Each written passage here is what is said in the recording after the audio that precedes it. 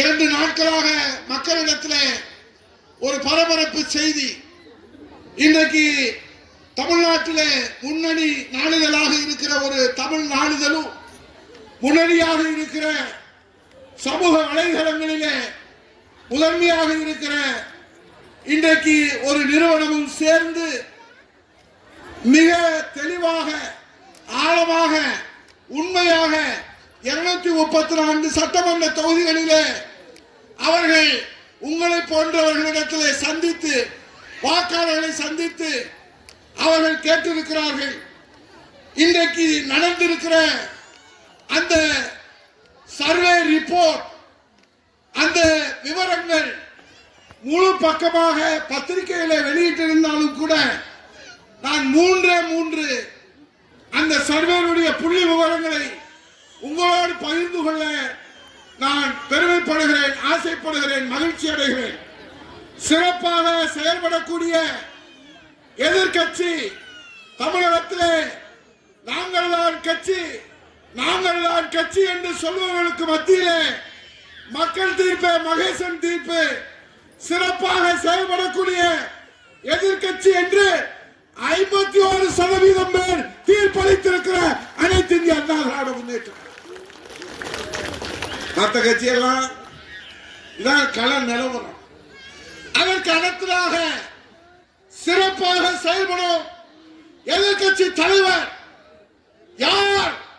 சட்டமன்றத்திலே மக்கள் மன்றத்திலே உண்மையாக ஆளுகிற கட்சியினுடைய மக்கள் விரோத போக்கு, ஒரு குடும்பத்தினுடைய கொடுங்கோல் ஆட்சி, ஹிட்லர், முசோலினி, இடியமன் சர்வாதிகாரத்தினுடைய மொத்த உருவம்.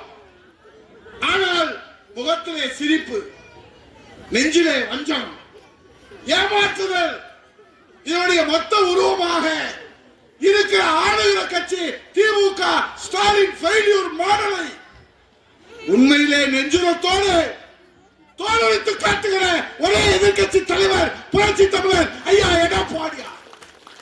எவ்வளவு பேர் வாக்களித்திருக்கிறார்கள்? 52%. கட்சிக்கு கூட 51%. ஆனால் எதிர்கட்சி தலைவர் சிறப்பாக செயல்படுகிறார் என்று நம்பிக்கையோடு 52% பேர் வாக்களித்து எங்களுக்கு வெற்றி வாகை சூடி தந்திருக்கிறார். அதற்கு படியாக உங்களுக்கு பிடித்த முதல்வர் யார்? இப்போது முதல்வராக ஒருவர் இருக்கிறார். ஏற்கனவே 4 ஆண்டு காலம் அம்மாவின் ஆட்சியை, மக்கள் ஆட்சியை, ஏழை எளியவர்களுடைய ஆட்சியை, சாமானியர்களுடைய ஆட்சியை, இரட்டையருடைய ஆட்சியை நடத்தினாரே. ஒரு 2000 அம்மா மினி கிளினிக் என்று என்னால் பட்டியலிட முடியும். பணியின் காரணமாக பட்டியலை சுருக்கிக் கொள்கிறேன். ஆனால் உங்களுக்கு சேவை செய்திருக்கிறார். ஆகவேதான் இன்றைக்கு வேண்டுமானால் யார் வேண்டுமானாலும் முதல்வராக இருக்கலாம். ஆனால் 2026 தேர்தலிலே, சட்டமன்ற தேர்தலிலே மக்கள் தீர்ப்பு, மகேசன் தீர்ப்பு என்று மக்கள் அளித்திருக்கிற தீர்ப்பு எடப்பாடியார் முதல்வராக வர வேண்டும் என்று 33%. ஸ்டாலின் ஐயோ பரிதாபம் 27%. ஏறத்தாழ 6% பின்தங்கி இருக்கிறார். இன்றைக்கு இன்னும் 2 மாத காலத்தில் எத்தனை சதவீதம் பின்னோக்கி செல்வார் என்பது மக்களுக்குரிய அந்த அளிக்கக்கூடிய தீர்ப்பில் இருக்கிறது என்று சொல்லி நிறைவாக இன்று தேர்தல் நடந்தாலும், இப்போது தேர்தல் நடந்தாலும், உடனடியாக தேர்தல் நடந்தாலும் வெற்றி பெறுகிறவர் எந்த கட்சி யார் என்று மக்களிடத்திலே கேட்ட அந்த சர்வே முடிவிலே நாம் தமிழர் கட்சி 7%, தாவேகா 22%, ஆளுகிற கட்சி திமுக 33%.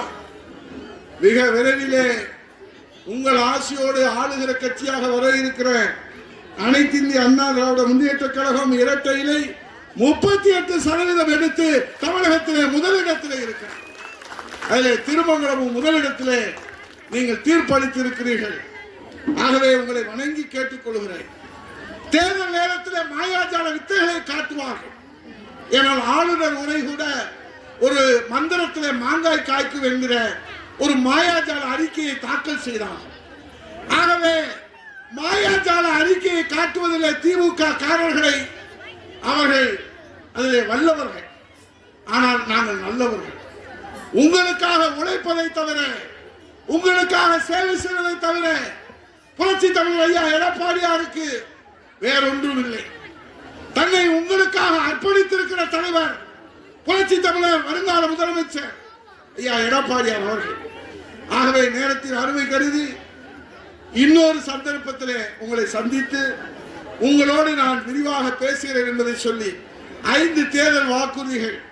இன்றைக்கு அனைவருக்கும் வீடு, ஆண்களுக்கும் பேருந்து பயணம், கட்டணமில்லா பேருந்து பயணம் பெண்களோடு. இனிமேல் நீங்கள் உங்களுடைய குடும்பத்தோடு மகிழ்ச்சியோடு செல்லலாம். முதலில் ஆண்களையும் பெண்களையும் பிரித்தான் நான். இனிமேல் ஆண்களும் பெண்களும் பிரிக்க தேவையில்லை. பெண்களோடு சேர்ந்து, தாய்மார்களோடு சேர்ந்து எங்கள் அண்ணன்மார்களும் கட்டணமில்லாத பேருந்திலே புரட்சி தமிழர் ஐயா எடப்பாடியார் அவர்கள் கொடி அசைத்து துவக்கி வைப்பார். அதே போல இங்கே சொன்னார்கள் சரவணன் அவர்கள், இருசக்கர வாகனம். என் தங்கைகள் இங்கே முன்னால் அமர்ந்திருக்கிற தங்கைகள் இருசக்கர வாகனத்திலே செல்வார். இப்போது அந்த காட்சியை காண முடியவில்லை. எடப்பாடியார் முதல்வராக வருவார். என் சிங்க குட்டிகள் வீரமங்கை வேலுநாச்சியார் வழிவந்திருக்கிற என் தங்கைகள் மீண்டும் இருசக்கர வாகனத்திலே பயணம் செய்வார்.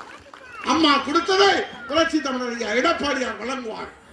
அதே போன்று 100 நாள் வேலைவாய்ப்பு திட்டம் நாங்கள் சட்டமன்றத்தில் அரசு தீர்மானம் மாண்புமிகு முதலமைச்சர் ஸ்டாலின் கொண்டு வந்தார்.